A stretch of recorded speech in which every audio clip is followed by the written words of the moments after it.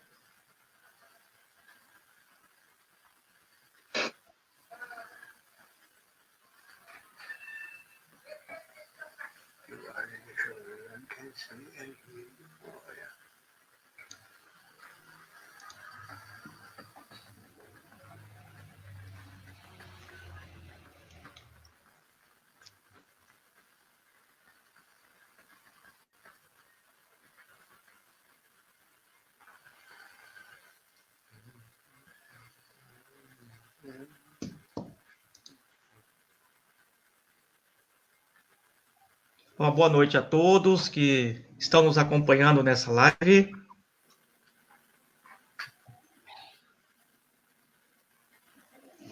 Vamos esperar, então, as pessoas irem entrando aí para a gente iniciar a nossa discussão. Vocês estão ouvindo muito bem aí?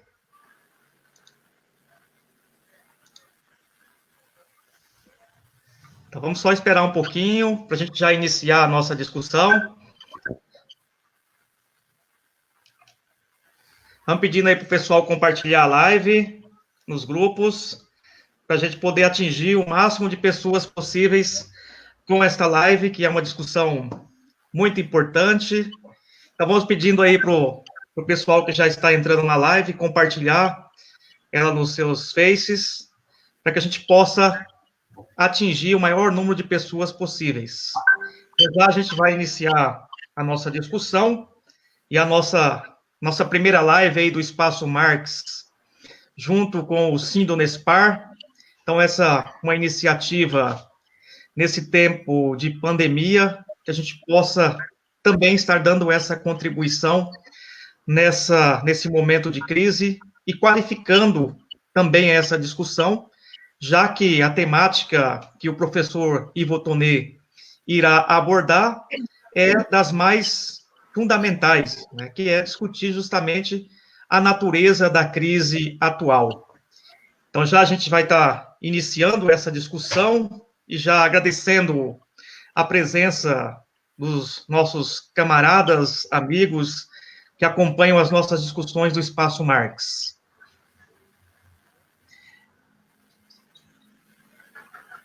Então, a gente vai começar, então, a nossa apresentação. Eu sou o professor Osmar, da Universidade Estadual do Paraná, do campus de Campo Mourão.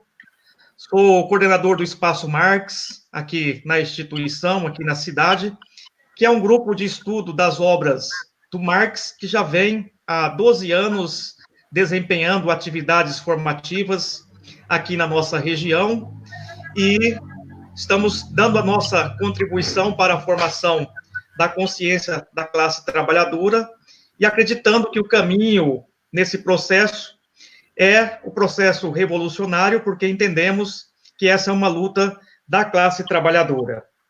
Então, essa live ela é organizada pelo Espaço Marx de Campo Mourão e pelo Sindonespar, que é a seção sindical dos docentes da Unespar. Esse ano, então, o nosso grupo do Espaço Marx completa 12 anos de atividade. É um grupo recente, mas nós já temos uma história de luta aqui na região. O objetivo principal do grupo é abordar, estudar as principais obras de Marx e Engels e daqueles que seguem essa tradição, que não abandonaram aquelas categorias fundamentais produzidas por Marx e por Engels, que nós entendemos que elas são fundamentais na luta da classe trabalhadora. Atualmente, o Grupo Espaço Marx tem 2 grupos de estudos que estão vinculados. Um grupo das mulheres revolucionárias. Esse grupo ele é coordenado pela professora Analéia Domingues, que busca resgatar as obras, as produções das mulheres que tiveram um papel ao longo da história na luta da classe trabalhadora. Um outro grupo que nós temos é o grupo de estudo do capital, que é coordenado por mim. Esse grupo, ele se reúne quinzenalmente para estudar a obra do Capital do Marx. Entendemos que esta obra é uma obra fundamental e, por isso, buscamos disseminar essa obra. Dito isto, e sem muita demora, eu passo a palavra para a professora Marília, que irá falar um pouquinho sobre o sindicato, e aí, na sequência, a gente já passa a palavra para o professor Ivo, que abordará a temática de hoje. Marília? Boa noite, Osmar, boa noite, Ivo, boa noite a todos que nos assistem, a todos e a todas. Eu quero primeiramente agradecer, né, a iniciativa do Osmar, que propôs essa parceria com o Sindunespar, com um sindicato que ele também faz parte, né, e que a gente tem aí a difícil tarefa de estar repensando essa organização e essa luta trabalhista,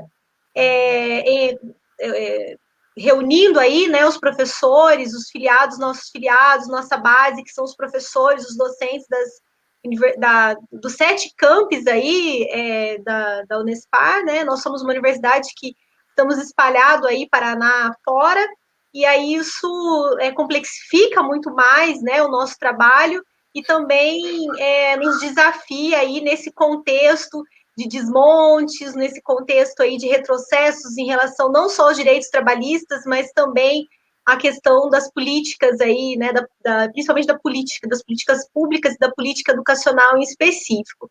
Então, é um momento extremamente importante, porque muita coisa acontecendo, e, né, eu tenho certeza que essa fala do professor Ivo vem, então, nos elucidar e nos apontar caminhos aí para poder clarear um pouco as análises de conjuntura nesse momento aí tão complexo que nós passamos. Então, obrigada, professor Ivo, pela disponibilidade em estar contribuindo com a gente nesse momento, né, em que a gente busca avançar, e principalmente no campo político aí das análises de conjuntura no nosso sindicato. Muito obrigada. Bom, então já vou apresentar o professor Ivo bem rapidamente, e ele irá iniciar a discussão sobre a temática. Então, nós combinamos que o Ivo irá falar em torno de 40, 45 minutos, e, na sequência, faremos blocos de questões. Então, aqueles que forem acompanhando aí a discussão já pode ir pensando nas questões e encaminhar para a gente, que a gente vai passá-las para o Ivo, eu e a professora Marília. Então, o professor Ivo é doutor em educação, trabalha na área de marxismo, questão da ontologia, questão da revolução, e tem muitas obras, algumas obras publicadas, além de muitos outros textos. Eu vou só citar alguns livros do professor Ivo e já passar a bola para ele. Então, o Ivo publicou, junto com o professor Sérgio Lessa, o livro A Grande Revolução Russa, Democracia e Liberdade, sobre o socialismo, que é um livro que eu super recomendo, um livro excelente para entender o que é o socialismo, para desmistificar as falsas concepções em torno do socialismo. Um outro livro muito importante do professor Ivo é O Método Científico, uma abordagem ontológica, e um livro que eu também trabalho muito e que estudo, que é o livro Educação contra o Capital. Então, são algumas obras do professor Ivo, além de muitos outros textos que ele tem na página dele. Então, acho que vocês depois podem pesquisar no Google, vocês irão encontrar muitos textos do Ivo que nos ajudam a entender a questão da crise, a questão da educação, enfim, questões da atualidade. Então, a live de hoje, o professor Ivo discutirá a natureza da crise atual para não perder o foco. Então, desde já agradeço ao professor Ivo pela disponibilidade e passo a bola ao professor Ivo. Vamos lá, Ivo. Boa noite a todos. Muito obrigado, Osmar, pelo convite. Obrigado ao pessoal do Espaço Marx. Boa noite, Marília. Obrigado também ao sindicato pela possibilidade de a gente trocar algumas ideias a respeito do momento atual e dos possíveis desdobramentos. O que nós vemos hoje, imediatamente, é que há uma quantidade enorme de informações. E é compreensível isso, porque A situação envolve aspectos econômicos, políticos, sociais, ideológicos, pessoais, artísticos, enfim, a quantidade de aspectos abrangidos pela complexidade da situação atual é enorme. Então, há uma quantidade de artigos, de livros, de meios de comunicação abordando essa problemática. E, certamente, há inúmeros textos de boa qualidade, mesmo quando, obviamente, vamos excluir tudo que é produção da ignorância bolsomínia e outros tipos, superstição, crendices, etc. Mesmo quando você pega o conjunto de produções sérias, de pessoas que se pretendem sérias, a quantidade é enorme. E é normal que haja uma abordagem de aspectos diferenciados. É difícil, e se não às vezes até impossível, diante da complexidade da situação atual, abordar o conjunto das questões. Então, certamente, há questões localizadas, aspectos parciais, importantes, interessantes. O problema é que nós já vivemos num ambiente fragmentado, num ambiente de superficialidade e num ambiente onde a ignorância é muito difundida. Então, a possibilidade de nos perdermos no emaranhado das questões atuais, não só das questões mais amplas da situação antes do coronavírus, mas também agora há inúmeros aspectos que também têm a ver diretamente com essa explosão dessa pandemia, que são aspectos econômicos, sociais, ideológicos, aspectos da relação dos homens com a natureza, enfim, há uma quantidade enorme. E a minha preocupação é que isso pode levar a uma enorme confusão, ao obscurecimento das questões fundamentais. E se elas forem obscurecidas, menosprezadas, deixadas de lado, ou então, se assumirmos aspectos apenas fragmentários, isso nos vai levar a propostas, às vezes de maneira muito fragmentada também, que, ao meu ver, não conseguem enfrentar corretamente esta situação.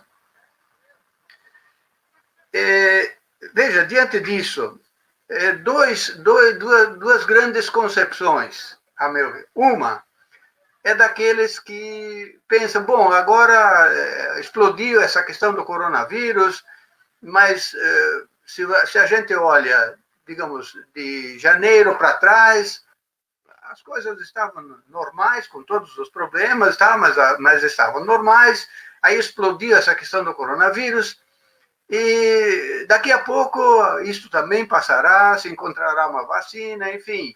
Né? Tirando aqueles idiotas absolutos ignorantes que dizem que não está acontecendo nada. Estou falando de pessoas sérias e que muitas vezes pensam nisso. Daqui a pouco a gente volta à normalidade com todos os problemas que havia antes, mas as coisas continuarão, a vida continuará. Mas há um outro grupo que eu acho que é mais importante ainda, e do qual fazem parte também muitos intelectuais e intelectuais de grande porte, reconhecidos como figuras intelectuais importantes, e que percebem que os problemas, sim, tem problemas produzidos agora pela situação do coronavírus imediata e tal, mas também percebem que há outros problemas que não têm diretamente a ver com essa pandemia, mas que são problemas da sociabilidade capitalista. Que, portanto, percebe os problemas da desigualdade social, da falta de investimentos em serviços públicos, enfim, tudo isto. Mas atribuem isso, em grande parte, à forma atual do capital, à forma atual do capitalismo, ao chamado neoliberalismo. Então, seria a culpa de todos os problemas que nós vivemos antes do coronavírus e possivelmente viveremos depois, estaria no fato de que o capitalismo está muito selvagem, de que as empresas estão focando demais no interesse particular, está se esquecendo do interesse público. e que, portanto, haveria apenas um interesse, um interesse privado, e a partir daí, claro que se gera muito desemprego, se gera desigualdade social, um Estado que está muito voltado para defender os interesses dos empresários, está pouco voltado para os serviços públicos, para os interesses gerais. Então, mas isto seria a responsabilidade da situação atual residiria nisso, na forma que o capitalismo tem e não na sua essência. E é claro que esta forma tem sua importância e existe e tem as suas responsabilidades. Mas com isto, veja, isto leva tanto aqueles que pensam só na situação do coronavírus e depois na volta ao normal, mas especialmente aqueles que têm essa segunda preocupação, a elencar um conjunto de propostas que, de fato, não permitem combater o problema na sua essência. Elenco aqui apenas algumas dessas propostas, e quem me ouve deve ter ouvido N outras. Em primeiro lugar, o próprio combate ao neoliberalismo. Devemos focar no combate à excessiva desigualdade social, às privatizações, ao desemprego, enfim. Junto com isto, então, a proposta de uma renda básica universal, que poderia dar um colchão de melhoria de vida, pelo menos à maioria da população. Fala-se, então, também em uma economia solidária, numa economia feminista, numa economia mais voltada para uma relação respeitosa com a natureza. Até se propõe, vejam só, uma coordenação mundial, um poder mundial, como se já não existisse a ONU e a gente não soubesse o que a ONU representa.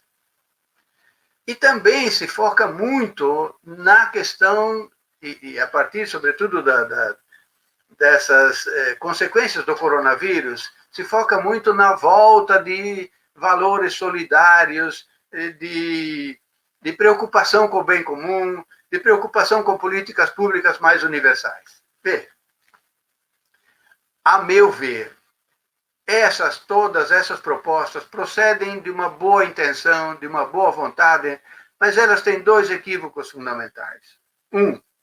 Elas desconhecem o que é efetivamente a realidade, qual é o movimento da própria realidade. E com isto, elas adquirem um caráter idealista, elas pretendem impor à realidade alguma coisa que não tem sustentação nela própria. Como se uma consciência da humanidade. Então, nesse sentido, de modo a evitar a fragmentação, o obscurecimento, o menosprezo da realidade em si, meu objetivo aqui, que é muito modesto, é contribuir para resgatar as questões fundamentais e, a partir delas, então, evitar a confusão, a fragmentação e o obscurecimento, e, então, poder fundamentar propostas, e, obviamente, eu não tenho nenhuma receita, mas as propostas que forem apresentadas, que tenham um fundamento na própria natureza da realidade. Bom, quero dizer, inicialmente, que o que eu vou expor é muito complexo. Cada item, cada bloquinho das coisas que eu vou falar mereceria uma longa exposição. Então, eu peço vênia. Inclusive, peço muita paciência aos que têm pressa. Que tenham um pouco de paciência, porque eu vou começar de bastante longe, vou começar do começo. E isto pode parecer muito distante do objetivo que nós queremos atingir.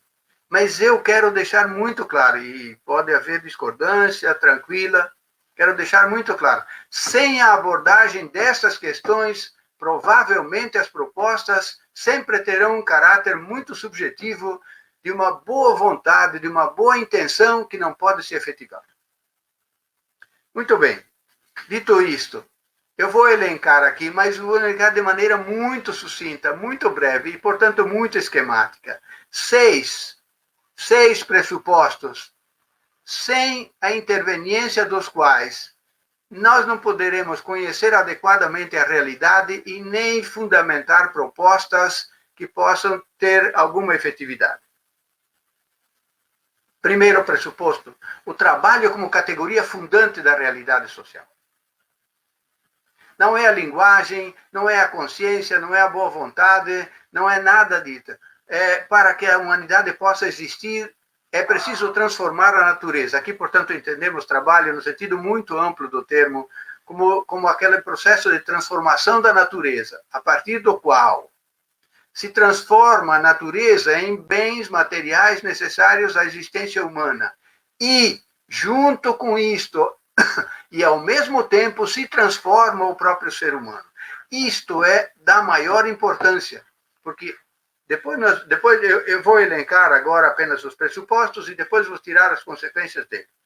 Esta questão do trabalho como categoria fundante da realidade social, desde o começo da humanidade até o fim, enquanto existir humanidade, esta transformação da natureza, neste sentido, sempre deverá existir. E isto é que constitui o fio condutor do processo histórico, porque forma a base de qualquer forma de sociabilidade. Se nós percorrermos a história da humanidade rapidamente, desde a comunidade primitiva, há uns 300 mil anos, até hoje, nós vamos ver que sempre cada forma de sociabilidade tem uma determinada forma de trabalho como seu fundamento. E é a partir desta forma de trabalho, da sua complexificação, é que se ergue, claro que sempre em determinação recíproca, se ergue todo um conjunto de outras dimensões que perfazem o edifício social. Segundo pressuposto, a categoria da totalidade. Exatamente para evitar a fragmentação, nós precisamos ter esta categoria como uma categoria de caráter ontológico, ou seja, uma categoria que é da própria realidade, não é uma categoria que vem da nossa cabeça. O que é que me permite dizer que a realidade é uma totalidade? Pega o trabalho e vê como é que ele se complexifica, como é que surgem outras dimensões, como é que essas dimensões se interligam, se codeterminam, se vão constituindo ao longo do processo histórico, sempre sem perder este fio condutor. Portanto, a realidade não é caótica, não é um conjunto aleatório de elementos que se entrechocam sem lógica. A realidade tem lógica e nós podemos conhecer esta lógica e apropriá-la teoricamente e agir a partir dela. Terceiro pressuposto, a categoria da historicidade. De novo, se partirmos do trabalho, veremos como a sociedade vai se tornando cada vez mais complexa, no sentido econômico, depois um conjunto de outras dimensões que vão surgindo, a educação, a ciência, a filosofia, a arte, a religiosidade, o direito, a política, enfim, um conjunto de outras dimensões que vão surgindo, que vão se pondo ao longo do processo histórico, todas elas têm uma historicidade. A historicidade é uma categoria radical da realidade social. E isto também implica a ideia de que somos nós que fazemos a história. Não é não é o destino, não está escrito nas estrelas, não é nenhum poder extramundo, somos nós, e exclusivamente nós, nesta relação com a natureza, que fazemos a nossa história para o bem e para o mal. Quarto pressuposto, o fato de que a realidade é um compósito de essência e aparência. Isto é importantíssimo, porque hoje sempre, né, em geral, mas quando a realidade se torna mais complexa, mais ainda o aparente não se autoexplica. O que aparece imediatamente é um conjunto de elementos heterogêneos, singulares, mutáveis, variados, etc. E como a realidade é cada vez mais complexa, esses próprios elementos são cada vez mais amplos. Mas atrás deles, ou articulados com eles, há elementos que não aparecem e que junto com esses elementos imediatos, e permitem compreender a realidade para além daquilo que aparece imediatamente. E, ainda mais, importante, sobretudo para a realidade atual, é entender que esses dados imediatos podem estar fetichizados. Ou seja, podem ter uma estruturação que nos parece natural. Um exemplinho apenas. Para muita gente entende que é natural existir trabalho assalariado, que é natural existirem ricos e pobres, que é natural existir dinheiro, que é natural existir processo de compra e venda. Veja, isto é fetichizar, isto é atribuir a estes processos que são resultado de atividade humana uma natureza que eles não têm, natureza de naturalidade. Todos eles são resultados da atividade humana. Outro pressuposto. A relação entre subjetividade e objetividade. A gente sabe que, a partir da análise do trabalho, que a realidade é sempre uma síntese entre o momento da consciência e o momento da realidade exterior, da realidade objetiva. Só que esta relação não é uma relação simétrica. Ambas essas categorias são fundamentais para fazer esta síntese. Mas no processo real, há uma prioridade da realidade objetiva sobre a realidade subjetiva.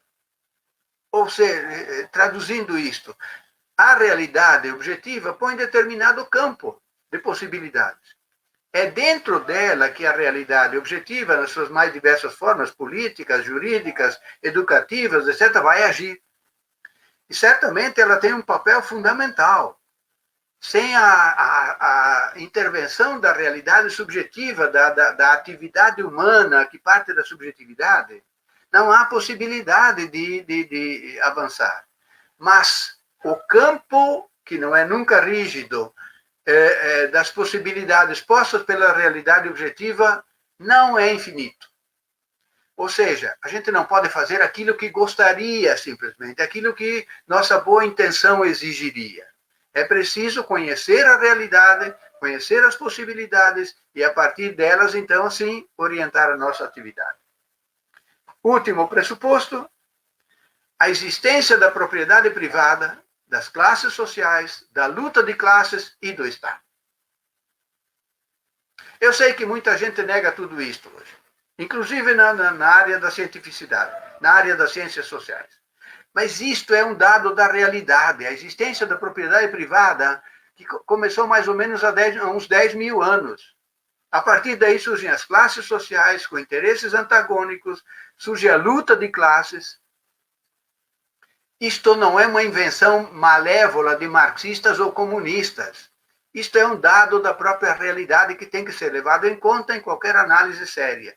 E, a partir da existência da propriedade privada, das classes sociais e da luta de classe, surgiu o Estado. Então, por favor, se você tem a ideia de que o Estado é uma instituição cuja função social, cujo objetivo é cuidar do bem comum, por favor, está na hora de rever esta ideia. O Estado surgiu por causa da existência de classes sociais, da contradição antagônica, irreconciliável entre as classes sociais e para defender fundamentalmente os interesses das classes dominantes. Esta é a função social essencial do Estado. Mesmo quando ele faz atividades, e nós podemos ver agora na época do coronavírus, faz atividades que também defendem os trabalhadores, que também defendem as classes subalternas, mas sempre, mesmo neste momento, o interesse essencial do Estado não será abandonado. Ele independe de quem o ocupe.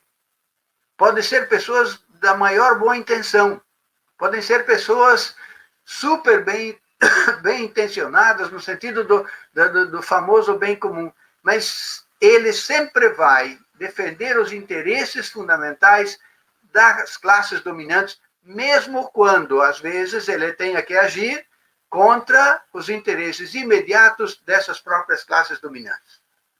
Isto tem que ser agarrado muito firmemente. Bom, veja, esses pressupostos, a meu ver, são absolutamente fundamentais e imprescindíveis para a gente se aproximar daquilo que é o nosso objetivo de compreender a realidade atual e, a partir disso, compreender, então, o que podemos fazer diante dela.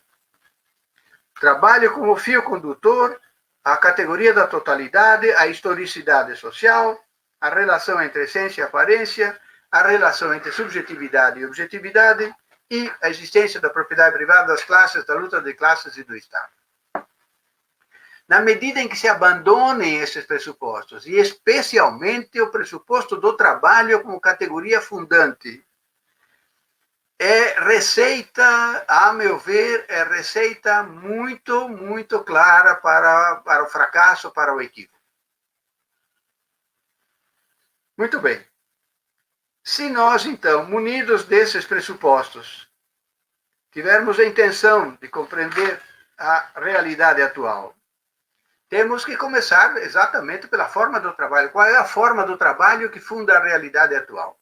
E já sabemos disto, a partir dos clássicos da economia política, mas especialmente a partir da crítica da economia política de Marx e de outros escritos de Marx, que o trabalho que funda a sociedade capitalista é o trabalho assalariado. E, obviamente, eu não vou me deter em detalhes sobre isso, apenas pegar aquilo que me parece fundamental. Trabalho assalariado implica sempre que o trabalhador trabalhe durante um determinado tempo, durante uma fração pequena deste tempo, ele recebe em retribuição sob a forma de salário, portanto, o salário não é o pagamento pela totalidade do trabalho realizado, e o restante do que o trabalhador produz é apropriado pelo capitalista e vai se transformar em capital. Isto implica um processo de exploração do capital sobre o trabalho. Isto nos indica que, a partir da existência do trabalho assalariado como fundamento da sociedade capitalista, a exploração do capital sobre o trabalho é um dado da realidade.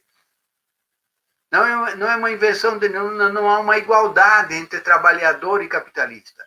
O capitalista não produz absolutamente nada, nem um grama de riqueza. A situação atual é paradigmática nisto. Quando você fala, vamos salvar a economia, porque senão as próprias pessoas vão sofrer. Sim. Quem é que está dizendo isso? Os empresários.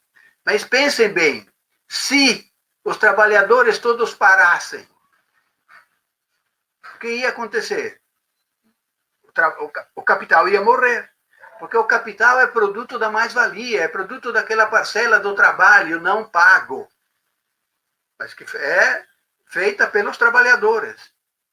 Esta parcela do trabalho não pago vai se transformar em capital, volta a ser investido, e aí recomeça todo o processo de acumulação do capital.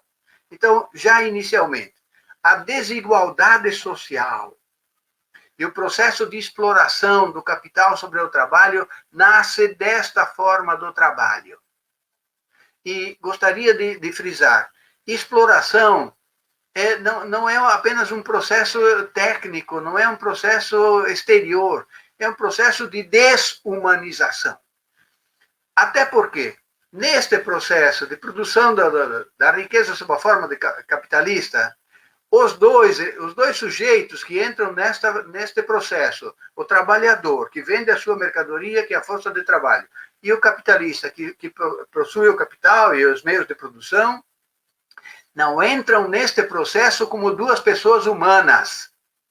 Ou seja, não entram neste processo como pessoas que têm desejos, têm projetos de vida, têm interesses, têm subjetividade, têm afetividade. Não, eles entram como duas peças numa engrenagem de produzir lucro, de produzir capital. Tanto o capitalista quanto o trabalhador, enquanto capitalista e trabalhador assalariado, não entram como pessoas humanas, entram como duas peças numa engrenagem que adquire uma vida própria, né, ao longo deste processo. E esta vida própria implica um processo de autorreprodução cada vez mais ampliada. Ora, isto leva ao fato de que a produção desta riqueza sob a forma capitalista não tem como destino, primeiro, satisfazer as necessidades humanas, mas produzir lucro, produzir capital, produzir riqueza para os capitalistas. Claro que se o capitalista produzir alguma coisa e não vender, ele não vai poder renovar o seu capital. Mas o objetivo do capitalista não é produzir coisas para atender às necessidades humanas. É produzir coisa para ganhar dinheiro, para ter lucro, para aumentar o seu capital. E nisto o trabalhador entra como uma peça, inclusive como uma peça descartável quando o capitalista não precisa dele. A única coisa que interessa ao capitalista em relação ao trabalhador assalariado é que ele tenha uma mercadoria adequada àquilo que é do interesse capitalista, que é produzir lucro, produzir capital. Ora, a lógica do capital posta a essa matriz inicial leva, por sua própria natureza, a uma concentração cada vez mais intensa de capital, de riqueza em poucas mãos. Até porque há uma concorrência, e nós vemos diariamente isto, há uma concorrência brutal entre os próprios capitalistas e os trabalhadores, e às vezes entre os próprios trabalhadores. Portanto, essa sociedade é uma concorrência brutal. Esta concorrência leva a que se invista cada vez mais tecnologia no processo de produção. Ora, cada vez mais tecnologia significa cada vez menos trabalho vivo, menos trabalhadores, significa mais desemprego, mais precarização. Né? Bom, isso leva, por sua própria natureza, às famosas crises periódicas do capitalismo. Isto pode ser visto historicamente a partir da segunda metade do século XIX, até hoje, periodicamente, o capitalismo entra em crise e passo batido pela natureza das crises, supondo que seja conhecida. E uma conclusão inevitável para quem conhece esta lógica do capital. Ela é incontrolável. Não há poder nenhum neste mundo, e como outro mundo não existe, portanto, só neste mundo, capaz de controlar a lógica do capital. Mas não se confunda controlar como impor certos limites, certos constrangimentos imediatos, tópicos, enfim, durante um certo tempo. Controlar a lógica do capital significaria impor ao capital que ele produza para atender às necessidades humanas e não para atender à sua autorreprodução. Isto ninguém pode fazer. Não há poder neste mundo que possa fazer. A lógica, isso Marx já deixou muito claro, Messaros voltou a pisar nesta questão, a incontrolabilidade da lógica autorreprodutiva do capital. Bom, isto terá consequências para as nossas análises, essas questões terão consequências muito sérias. Uma última questão a respeito desta lógica do capital é que ela dá origem às duas grandes classes fundamentais dessa sociedade. A classe trabalhadora e a classe dos capitalistas. Estas classes são inimigas mortais. E veja, não estou falando de inimizade pessoal. Você pode ser amigo do seu patrão, pode ser amigo do empresário, de um banqueiro, isso nada a ver. A questão aqui é uma inimizade ontológica, uma inimizade que nasce da própria natureza da coisa em si. Capitalista e trabalhador não têm o mesmo interesse, não têm um interesse comum, têm um interesse radicalmente oposto. O capitalista, para continuar a ser capitalista, precisa explorar o trabalhador, para ter acesso à riqueza material e cultural, da qual ele precisa para se tornar membro pleno do gênero humano, ele precisa acabar com o processo de exploração, precisa se livrar disto. Portanto, há uma inimizade estrutural, há uma inimizade ontológica, uma inimizade radical entre essas duas classes. Não há possibilidade de convívio pacífico ao longo. Claro que imediatamente se pode impor uma certa paz, mas a paz para os capitalistas é sempre a paz da ordem que os trabalhadores aceitam continuar como trabalhadores explorados. Muito bem. Onde entra o Estado aí? Como vimos, o Estado é resultado da propriedade privada, da existência das classes sociais e tem como função social sempre fundamental defender os interesses das classes dominantes. Ora, no capitalismo não é diferente. A forma do Estado muda, não é o Estado feudal, não é o Estado escravista, não é o Estado de tipo asiático, não, é um Estado chamado Estado moderno, Estado que é fundamental para a reprodução do próprio capital. Mesmo quando ele, sob pressão, às vezes, da luta de classes, é obrigado a conceder certas melhorias para as classes subalternas, ele nunca vai deixar de defender os interesses das classes dominantes.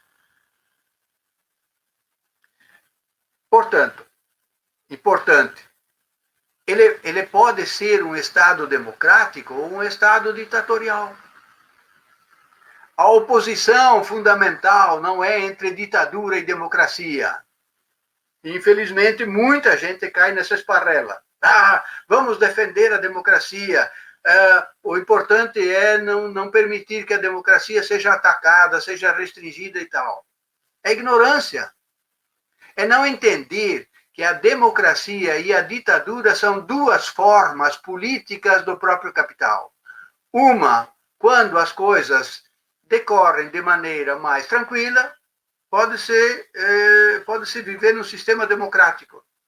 Quando a crise se torna mais intensa, quando a crise ameaça os próprios fundamentos dos interesses dos capitalistas, eles recorrem a todos os instrumentos, quer sejam pacíficos, quer sejam violentos, quer sejam armados, militares, enfim, repressivos, eles recorrem sempre, obviamente, eles sempre vão dizer que estão recorrendo para defender a civilização, defender os interesses da maioria, defender a ordem social. Sim, claro, eles vão defender a ordem social.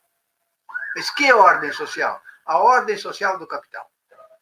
Ou seja, a ordem social na qual os trabalhadores baixam a cabeça, continuam, aceitam o processo de exploração, aceitam o seu lugar que seria natural na sociedade. Bom, como é que se caracteriza, então, a crise atual? A gente viu que, ao longo do processo, há um conjunto de crises, sempre de tanto em tanto tempo, 8, 10 anos, um pouco mais, um pouco menos, o capitalismo entra em crise, e esta crise normalmente é provocada pela baixa da taxa de lucro, pelo processo de superprodução de riqueza, e a história nos mostra de novo isto. A superação das crises periódicas sempre implicou uma intensificação da exploração sobre os trabalhadores. E sempre implicou também uma mudança na composição orgânica do capital, ou seja, sempre implicou no investimento maior em tecnologia e, portanto, na eliminação do chamado trabalho vivo. Bom, isso é normal, e aí, com uma série de contratendências, o capitalismo sempre até hoje conseguiu dar a volta por cima e continuar a sua existência. A crise atual tem algumas particularidades que vão além dessas crises periódicas. O fato é o seguinte: a partir da chamada reestruturação produtiva, que começou mais ou menos por volta de 1970, houve a chamada revolução produtiva, uma reestruturação produtiva, que investiu uma tecnologia extraordinária no processo produtivo. Esta tecnologia permitiu uma produção de capital de uma ordem estratosférica, uma porque extraiu mais-valia da classe trabalhadora de maneira exponencial. Isto, portanto, levou a uma produção de capital de uma maneira tal, de uma amplitude tal, que pela própria lógica do capital, ele não pode voltar para o processo de produtivo por dois grandes motivos. Porque o incremento tecnológico implica, na outra ponta, o desemprego, a precarização, a falta de acesso da ampla maioria dos trabalhadores à riqueza produzida. Ora, não adianta produzir riqueza, mercadoria, se não tem quem possa comprar. De outro lado, se produziu tanto capital que ele come os seus próprios fundamentos.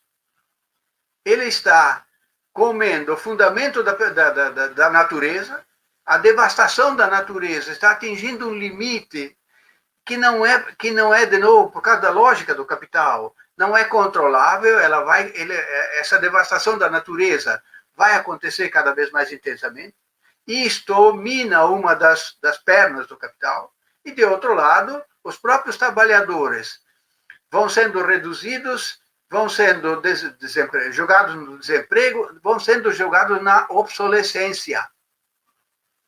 Este capital, portanto, que gira no cyberespaço, não tem como voltar para a produção, e isto gera um monte de problemas que eu não posso detalhar aqui, mas existem estudos sérios que demonstram como essa pletora do capital produzida leva a aumentar os próprios problemas, leva a aumentar a desigualdade social.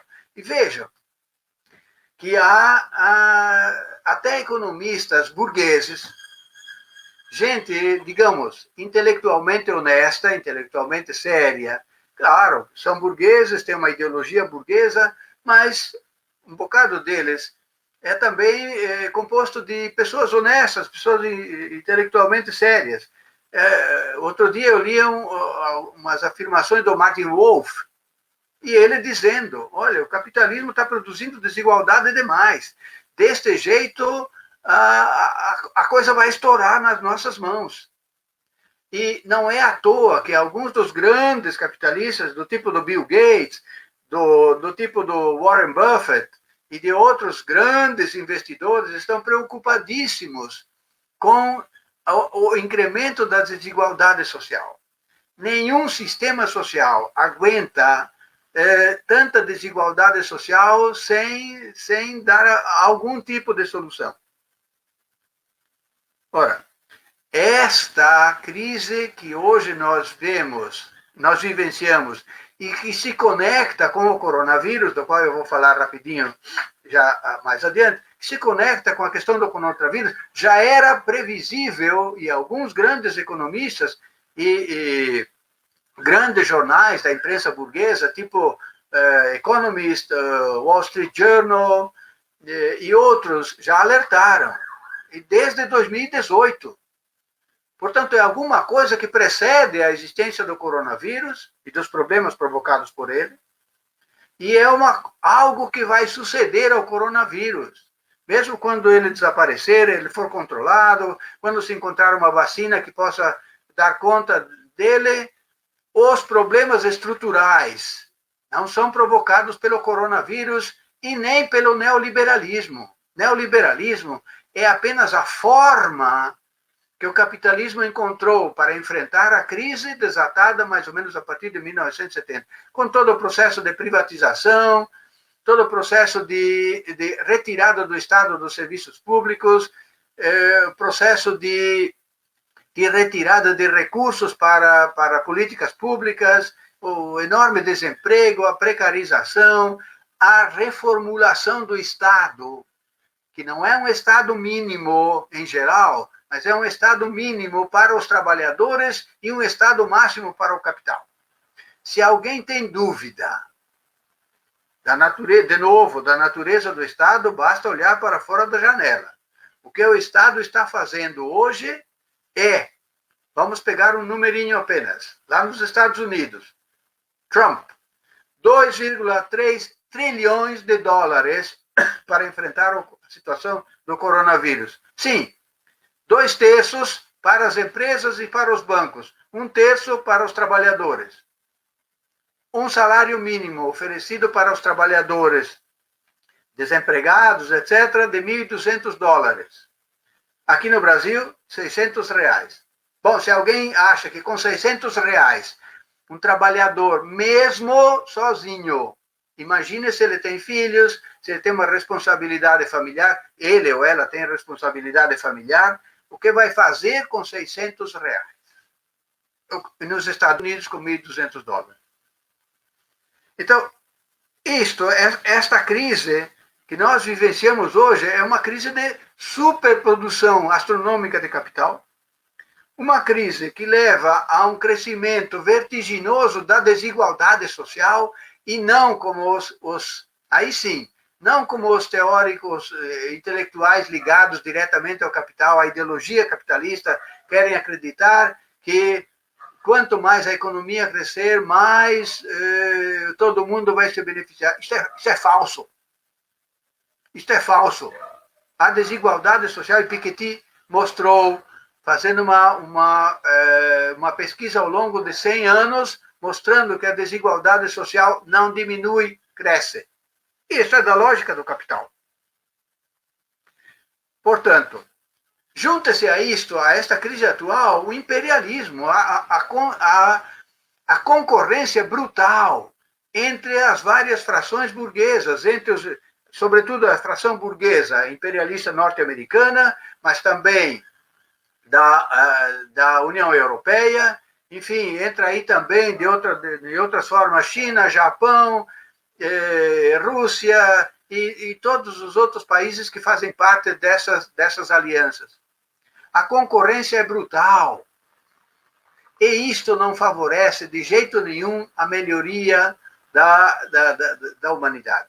E pensar que é possível impor um poder mundial que coordene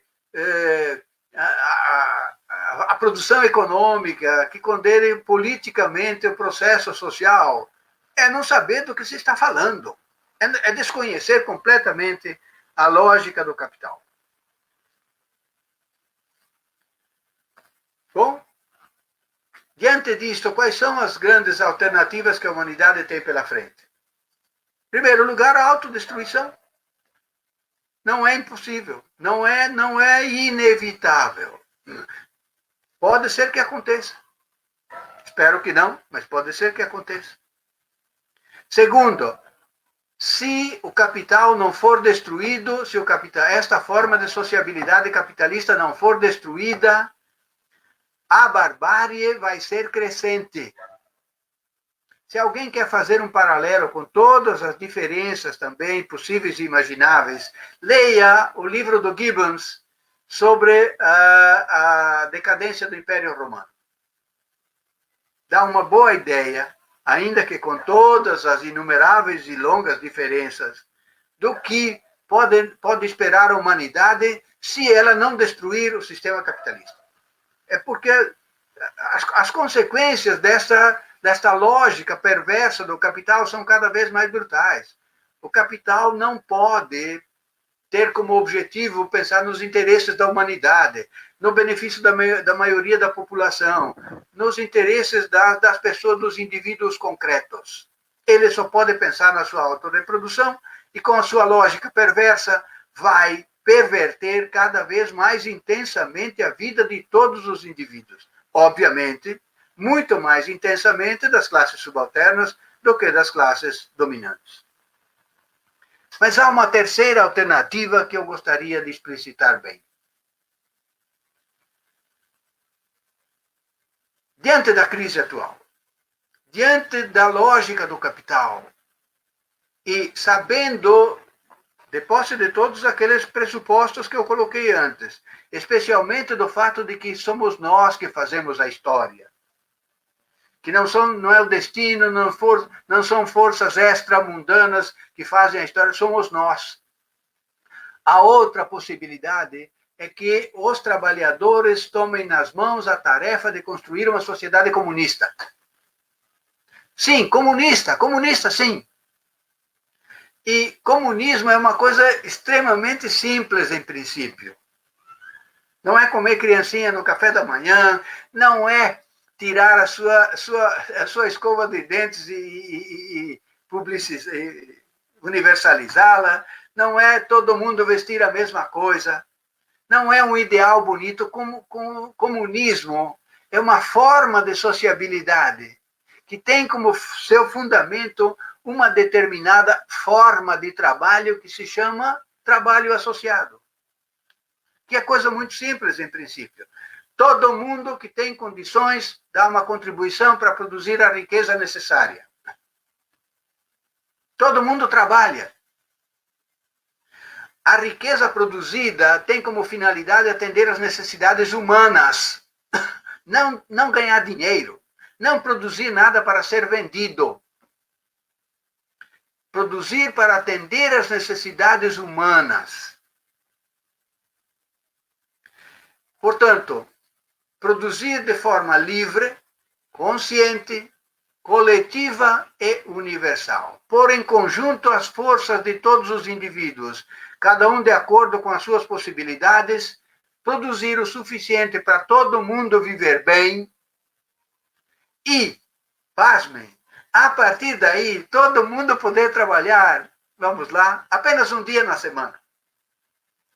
Eu sei que nós somos tão estupidificados, tão miserabilizados, que nós nos sentimos constrangidos a trabalhar 5 ou 6 dias na semana, e quando se disser, não, você vai trabalhar apenas um dia na semana, nós ficaríamos assim, meio atordoados, como também muita gente certamente está atordoado nessa quarentena, está dentro de casa, não tem a possibilidade de não sair para trabalhar, mas certamente sente uma certa agonia, né? Porque nós introjetamos que trabalhar 5, 6 dias por semana, 8 horas por dia, pegar o busão, ir de carro e tal, fazer tudo isso, é natural. Isto não tem nada de natural. É natural dentro da ordem capitalista. Numa ordem comunista, na medida em que existe, e já existe, e poderia ser muito melhor desenvolvida ainda, uma tecnologia capaz de produzir riqueza suficiente, e olha que é suficiente em 2, 3 vezes, segundo a tecnologia de hoje, e segundo dados insuspeitos da própria Organização Internacional do Trabalho. Nós poderíamos trabalhar apenas um dia na semana, produzindo em condições adequadas ao ser humano, produzindo para atender as necessidades do ser humano, e com isto ter muito tempo livre para fazer aquilo que as pessoas gostariam de fazer. Vá fazer música, vá viajar, vá fazer arte, vá tomar até uma cachaçinha, como eu digo sempre. Fazer aquilo que dá prazer, dá alegria. Isso nós não podemos fazer praticamente hoje, porque somos consumidos. Quando paramos de trabalhar, vamos fazer o quê? Ou vamos descansar no fim de semana, vamos para o barzinho, vamos repor as nossas forças para voltar a trabalhar, para produzir riqueza para os capitalistas. Bom, o comunismo, em princípio, é uma coisa muito simples. Só os ignorantes, só aqueles que ignoram, no sentido, digamos, respeitoso até do termo, mas os outros ignorantes, aqueles que são fanáticos, que não querem nem pensar, nem introjetaram tanto os interesses capitalistas que não querem nem parar para pensar um pouco, é que não entendem e não aceitam o que é uma sociedade comunista. Uma sociedade onde há uma relação harmônica com a natureza, que hoje não pode existir, porque numa situação em que eu posso decidir livremente o que produzir e como produzir, eu não vou querer, nós trabalhadores, nós todos, não vamos querer destruir a nossa galinha dos ovos de ouro, que é a natureza. Vamos ter que tratá-la respeitosamente. E aí vai uma pequena provocação. um equívoco brutal pensar que nesta forma de sociedade é possível haver uma relação respeitosa entre o homem e a natureza, entre o ser humano e a natureza. A relação dos homens com a natureza depende das relações entre os seres humanos. Na medida em que houver uma relação de exploração entre os próprios seres humanos, a natureza também será explorada, porque tudo vira mercadoria. Veja, isto é comunismo. Isto é uma sociedade em que todo mundo poderia viver bem, ter muito tempo, trabalhar pouco, contribuir para o bem comum, sim, e ter um enorme tempo livre para fazer aquilo que dá prazer, aquilo que dá gosto. Mas acontece que, para chegar lá, tem um problema fundamental que se chama revolução. Revolução, sim, com todas as letras. Revolução, se você quer um exemplo claro, veja o que foi a Revolução Francesa. É diferente da Revolução Proletária, mas substancialmente é a mesma. Revolução, essencialmente, não significa tomar o poder, não significa violência, não significa dar tiros, não significa esta dimensão política. Claro que ela implica isto, claro que é fundamental. Mas a essência da revolução é a mudança na forma do trabalho. De novo, a questão do trabalho. Sem que haja a substituição processual, evidentemente, do trabalho assalariado, que produz toda esta lógica do capital, a miséria, etc., a alienação, etc., sem que haja a substituição do trabalho assalariado pelo trabalho associado, não haverá revolução. Por isto, eu acho gaiato quando alguém pergunta: sim, mas então você fala no comunismo e me diga, onde é que o comunismo deu certo? A gente tem que rir, porque uma pessoa que faz uma pergunta dessa, com todo respeito, não sabe do que está falando. Comunismo é uma forma de sociabilidade universal. Lembram que eu disse? Livre, consciente, coletiva e universal. Por uma simples razão. A humanidade hoje já é um ente universal efetivado pelo capitalismo. Todos os países são interdependentes. Nenhum país poderia viver isolado, produzir tudo o que fosse necessário isoladamente. A interdependência Então, é por isso que a classe trabalhadora não tem país, não tem nação. A classe trabalhadora tem um caráter, tem uma demanda universal. Claro que não houve comunismo em canto nenhum deste mundo. E negar isto não significa negar a luta dos cubanos, a luta dos soviéticos, a luta dos chineses, a luta dos vietnamitas. Não significa negar nada disto. Significa exatamente entender, a partir dos pressupostos que eu coloquei antes, que diante daquelas circunstâncias concretas não era possível avançar no sentido da construção de uma sociedade comunista. Independia da boa vontade. Independia da boa intenção. Hoje nós temos condições objetivas para isso. Hoje existe uma capacidade enorme de produzir riqueza suficiente para todo mundo. O problema está em que é preciso a classe trabalhadora tomar a peito a tarefa de realizar uma revolução. Sim, revolução. Mudança radical. Quando se fala em radical, não é extremista. Se fala em ir à raiz. A raiz da sociedade sempre foi o trabalho, a raiz da sociedade capitalista é o trabalho assalariado. Esta precisa ser arrancada e, em seu lugar, colocar uma outra raiz que vai permitir a construção de uma outra forma de sociabilidade, que é uma sociabilidade comunista.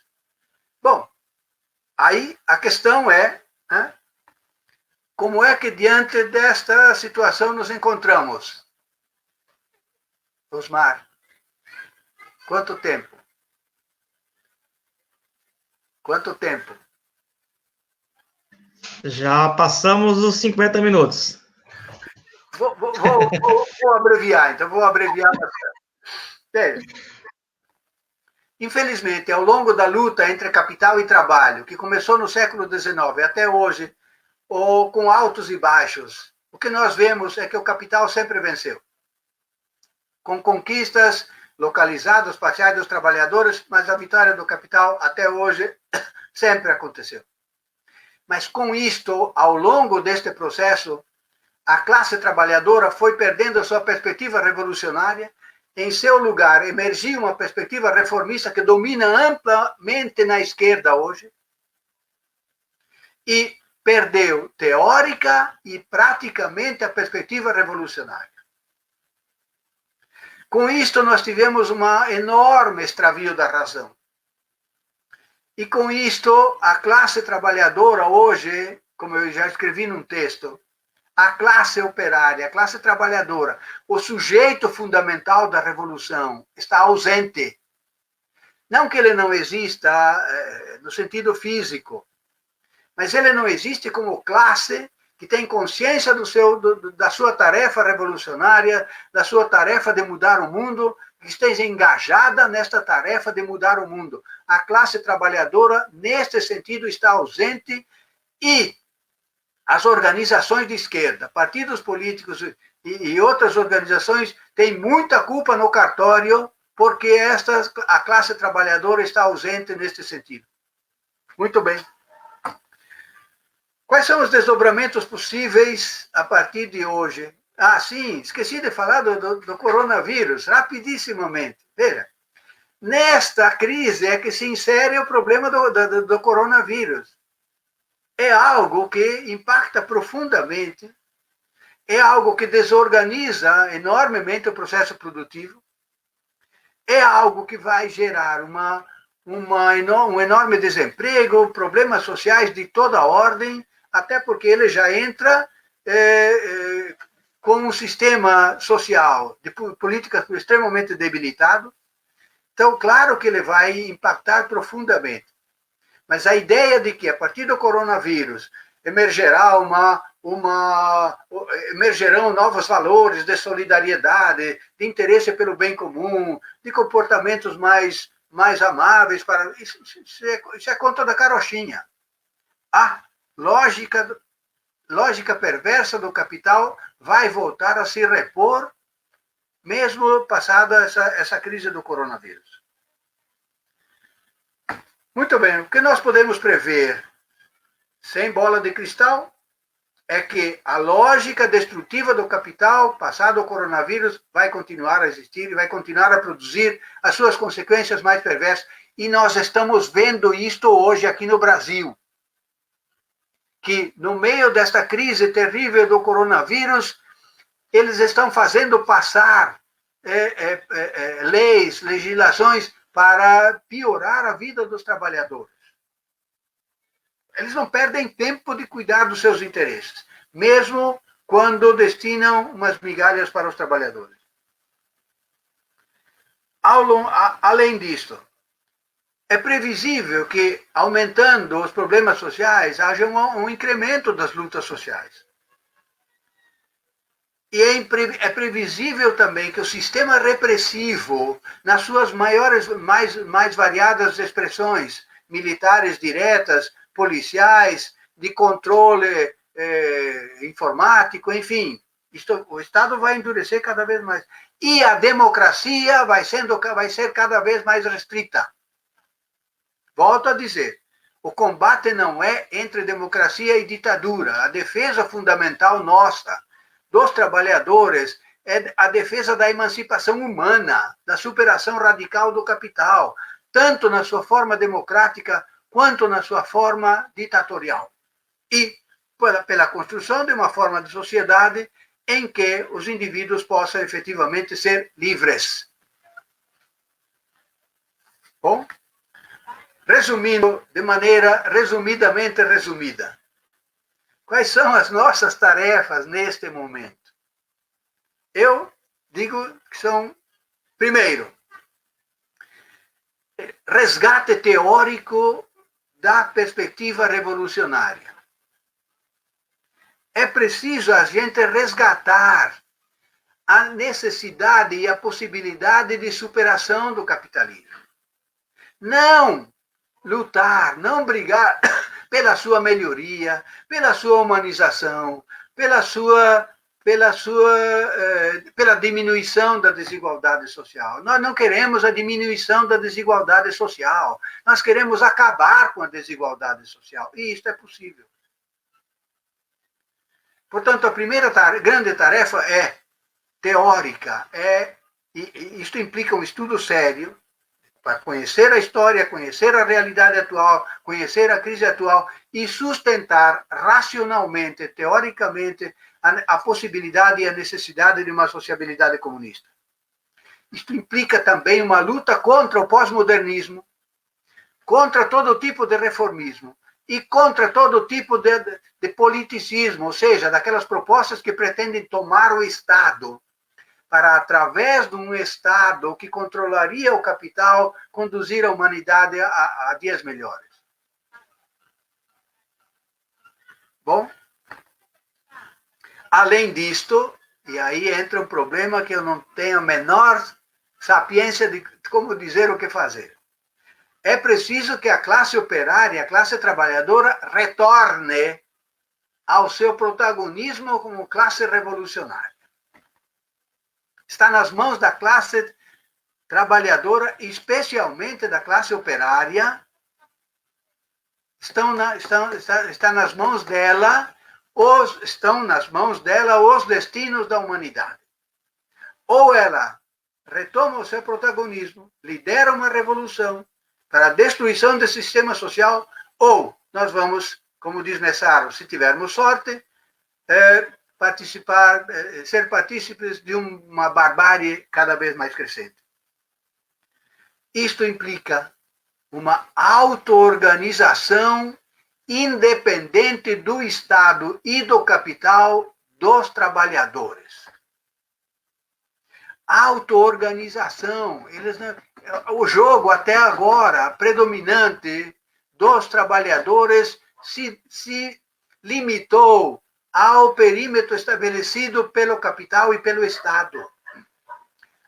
Dentro disto, se podem conseguir algumas melhorias, é verdade. Mas essas melhorias não são cumulativas no sentido da melhoria geral. Pelo contrário, elas são cumulativas no sentido da perda. O desemprego está aí para mostrar claramente. Ele não vai diminuindo ao longo do processo, ele vai aumentando. Então, é preciso ficar muito claro que os trabalhadores precisam se organizar de forma independente do capital, independente do Estado e contra o capital e contra o Estado. Me pergunte como é que isso vai ser feito? Não sei. Não sei. Isso os próprios trabalhadores, com as suas lideranças, deverão descobrir as formas de fazer isso. E, para finalizar, enquanto estamos, nós que podemos estar nesta quarentena, porque muitos trabalhadores nem podem, vamos aproveitar para estudar. Vamos aproveitar para estudar aquilo que você provavelmente não pode estudar na faculdade, na universidade, na educação em geral. Estudar as obras que mais nos permitem compreender a realidade e orientar a transformação social. Autor número 1, Marx.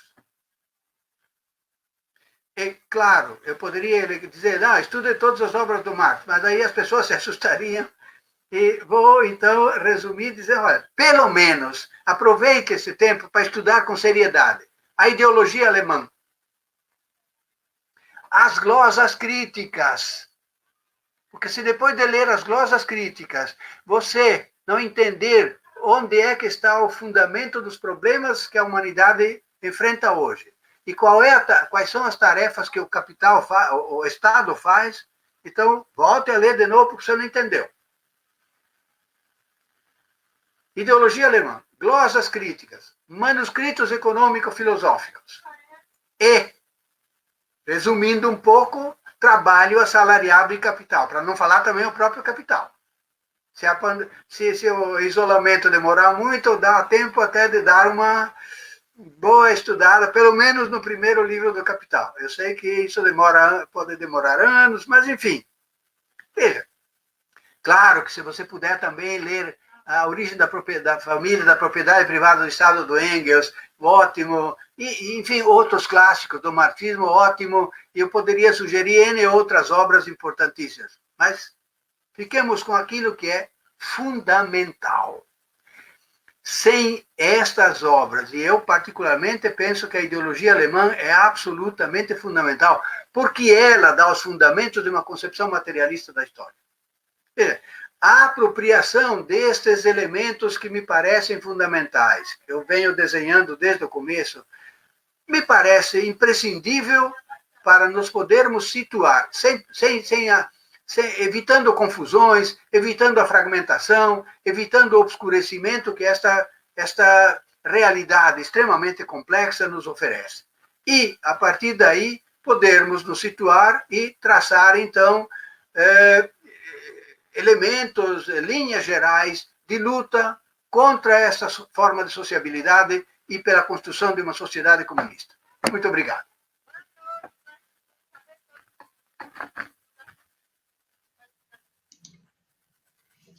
Nós que agradecemos pelas contribuições e a qualidade da abordagem que o professor Ivo fez sobre a natureza da crise atual e para a gente não perder o foco.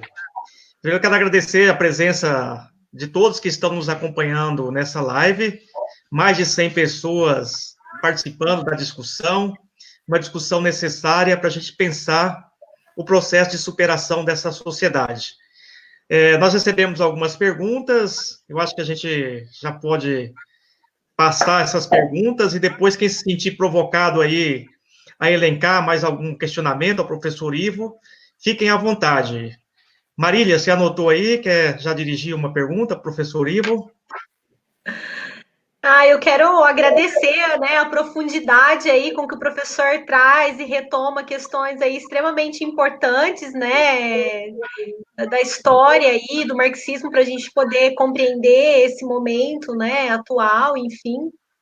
E eu gostaria de provocar o professor no sentido da gente pensar se nesse momento, né, que ele fala da organização do trabalhador, se dentro dessa conjuntura que a gente está de avanço do conservadorismo, avanço aí de perspectivas ultra neoliberais, enfim, e a gente vê muito isso no sindicato, né? A gente chama reunião, a dificuldade que a gente tem de organizar a luta de classe dentro de uma lógica democrática, sindical. E aí eu gostaria de saber quais os caminhos aí, né? Embora você disse, bom, o trabalhador tem que se organizar, a gente não sabe como que isso vai se dar, né? A gente viu aí algumas organizações na América Latina, né? As revoluções aí acontecendo. Se o professor vê alguma perspectiva disso chegar no Brasil e de como que sente um pouco dessa questão do cenário aí latino aí em relação ao Brasil. Na verdade, Ivo, vamos aproveitar e já encaminhar mais duas perguntas para fechar um bloco de 3. Pode ser? Eu preferia uma por uma, porque senão acaba esquecendo. Então vamos lá, então. Pode ser? Eu vou ser breve. Se você pegar a história da América Latina, você vê que houve inúmeras tentativas revolucionárias. E recentemente uma série de... Você pega Venezuela, Equador, Bolívia, Uruguai, enfim, uma série de tentativas mas todas elas foram no sentido de tomar o Estado para, através dele, encaminhar um outro processo, né? Isto é a receita para o equívoco, para o fracasso. Este não é uma questão de querer, é uma questão de que o Estado esteja na mão de quem esteja, ele vai fazer o que o capital manda, para mais ou para menos. Não há nenhuma lição a ser tirada desse processo latino-americano que aconteceu até hoje, nesse sentido o único sucesso foi a Revolução Cubana. E olha que ela se deu com todos os problemas, com todas as limitações, mas a única que conseguiu, de alguma maneira, dar a volta por cima. Nenhuma outra. Bom, mas eu esqueci de dizer uma coisa, gostaria de enfatizar. Eu acho, e posso estar completamente errado, Mas a história ensina algumas coisas. Veja, todas as revoluções começaram, estouraram, quando a paciência dos de baixo chegou nos limites.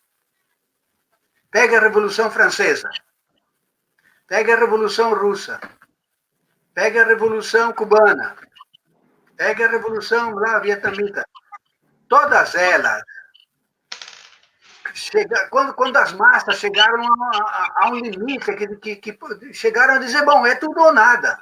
A gente não tem mais como aceitar as coisas. E quando as classes dominantes já estavam tão descoroçoadas que não conseguiam mais manter a situação. Aí, então, eu acho que, infelizmente, esses problemas que você está colocando, que a gente está tentando hoje enfrentar e com muitíssima dificuldade, só vão surgir elementos de efetivação de uma transformação revolucionária quando a crise se intensificar muito mais. Lamento dizer isso, não é o que eu gostaria, não é, quanto pior, melhor. Não é um problema de desejo, é um problema de análise da realidade. Vai ter que piorar muito para as massas, então, saírem brigando, quebrando tudo, e se houver um direcionamento, aí sim, porque quebrar tudo simplesmente não necessariamente vai no sentido da revolução, mas é possível que, havendo um direcionamento, aí entre para um processo revolucionário. A curto prazo, isto não está à vista. Não podemos perder o ânimo, não podemos perder a esperança. Como eu dizia naqueles pressupostos, a situação concreta nos delimita determinadas tarefas hoje. Na medida em que ela evolua para um outro campo de possibilidades, então sim, a possibilidade revolucionária vai se colocar. É o que eu tenho a dizer a respeito disso. Eu vou encaminhar agora a pergunta da Lorena Portes, que é a seguinte: como o professor analisa o caminho trilhado pela esquerda no Brasil em relação à explicitação dos determinantes econômicos, ao papel do Estado e de uma direção movida por certo identitarismo? Bom, Lorena, boa noite. Você me faz uma pergunta que eu levaria até meia-noite para tentar minimamente responder. Muito complexa. Precisaria examinar a história do Brasil. E a história da luta. Eu particularmente acho que, infelizmente, a história da esquerda e das suas lutas no Brasil é a história de fracassos um em cima do outro. Teóricos e práticos. Infelizmente, foi assim. Então, hoje, naquele rebaixamento que eu disse antes, na perda da perspectiva revolucionária, emergiu uma perspectiva reformista, de tal modo que a maioria das lutas hoje das classes subalternas se situa no território da ordem legal, no território estabelecido pela ordem jurídica e política estabelecida pelo Estado e pelo capital. O Estado brasileiro tem inúmeras formas ao longo deste processo, mas ele sempre foi um instrumento muito direto de defesa dos interesses das classes dominantes. Essa perda da perspectiva revolucionária teve aquele agravante que eu falei da perda do norte da racionalidade.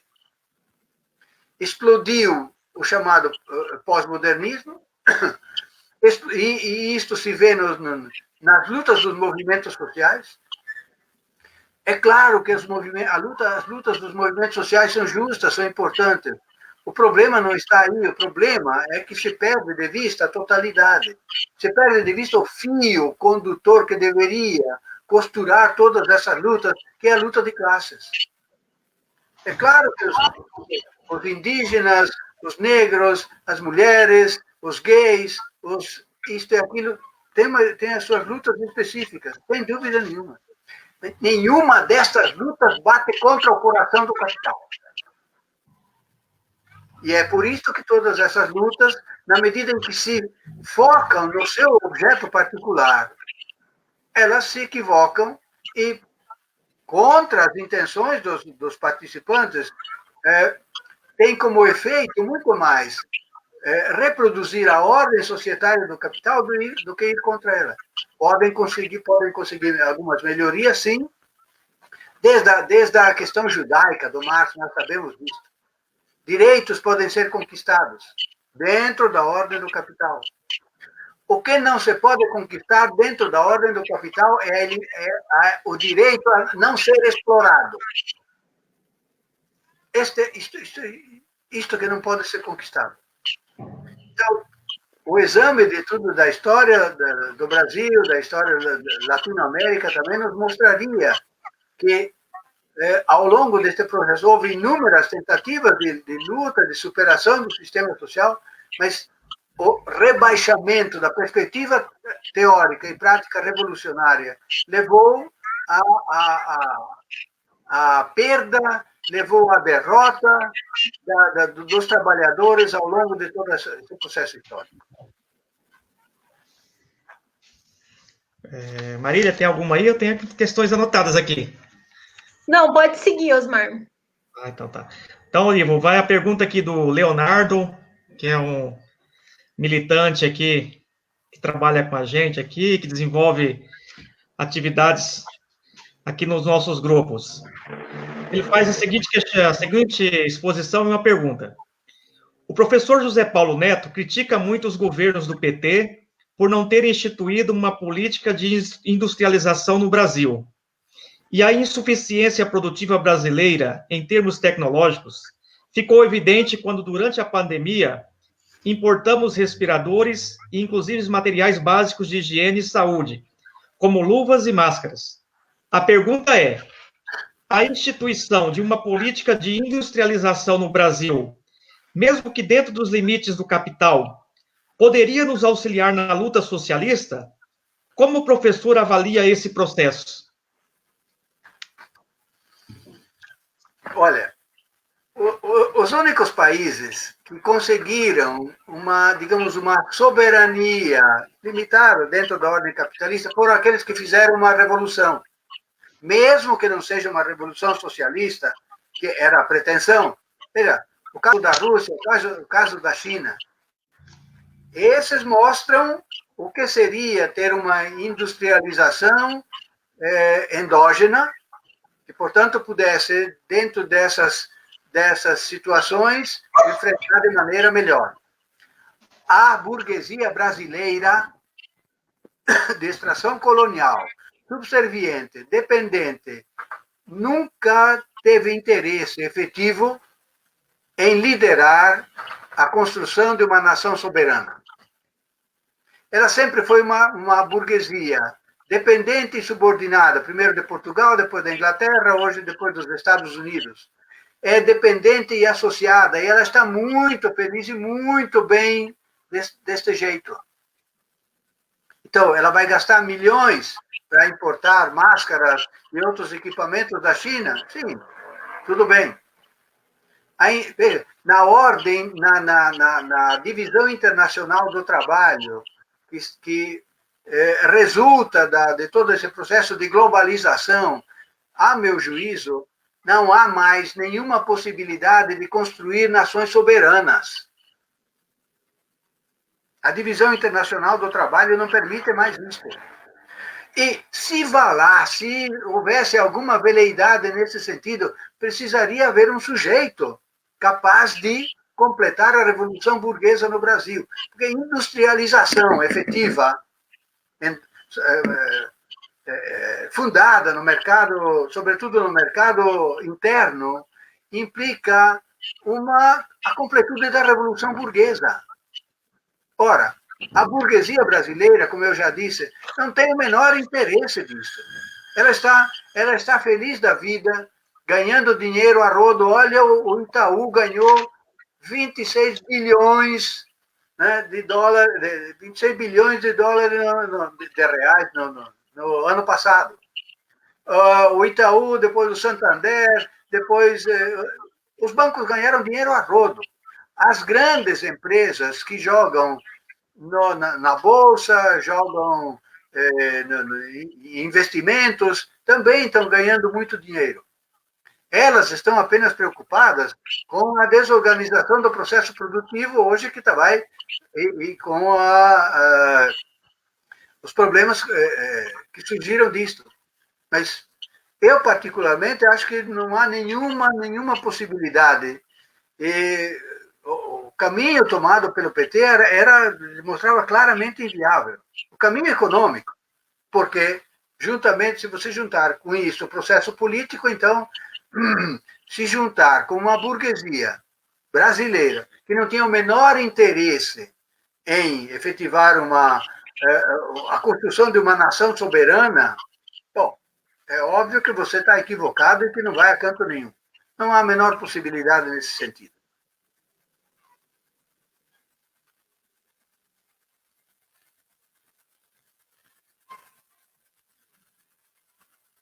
Osmar, sem som.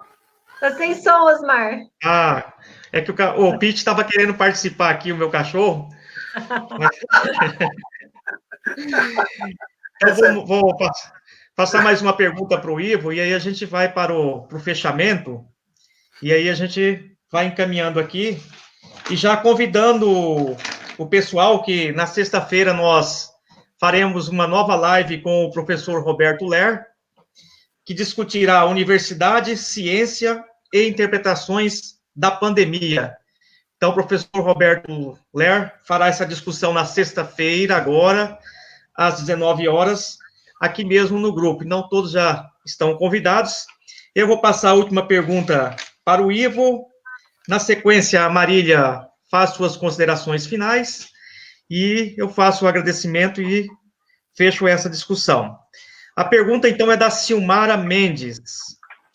Diante do cenário atual, é possível afirmar qual rumo será tomado? A alternativa de uma sociedade emancipada humanamente poderá ser apontada como uma saída desse processo destrutivo e desumano? Bom, Silmara, boa noite. Eu acho que de alguma maneira, já deixei claro isso.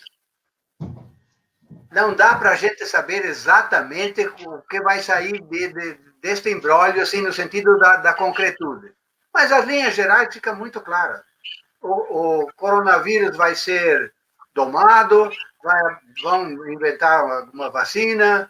Isto já aconteceu com o Ebola, já aconteceu com o H1N1, já aconteceu com a gripe, enfim, vai passar. O que eu acentuei é que a crise vai se acentuar, a crise do capital permanece e vai se acentuar. Este é digamos, o prognóstico a tendência mais razoável imediatamente. A possibilidade de uma revolução, no sentido da emancipação humana, volto a dizer, é uma possibilidade real, não é apenas um desejo, não é apenas uma vontade, não é apenas alguma coisa bonita, meritória e tal. Não, é uma possibilidade real. Mas depende da emergência do sujeito fundamental que lidera este processo, que é a classe operária. E depende da organização, depende de direcionamento dessa luta no sentido da emancipação humana. Não posso dizer mais do que isto. Eu, particularmente, não posso dizer mais do que isto.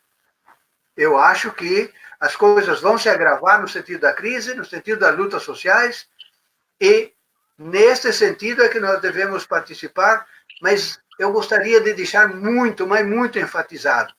Nós somos trabalhadores, a única perspectiva positiva para a humanidade é a superação radical do capitalismo e a instauração do comunismo.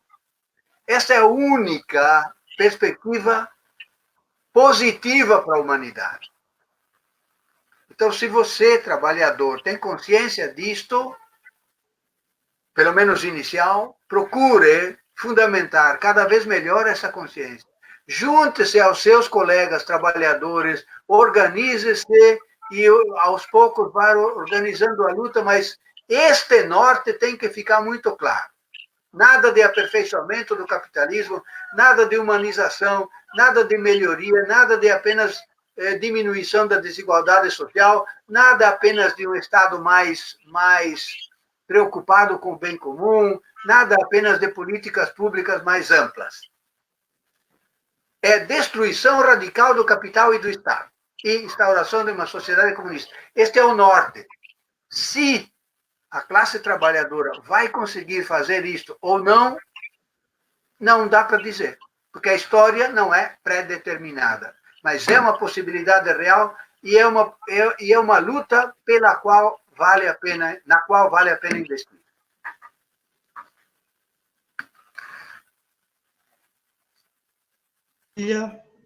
Marília?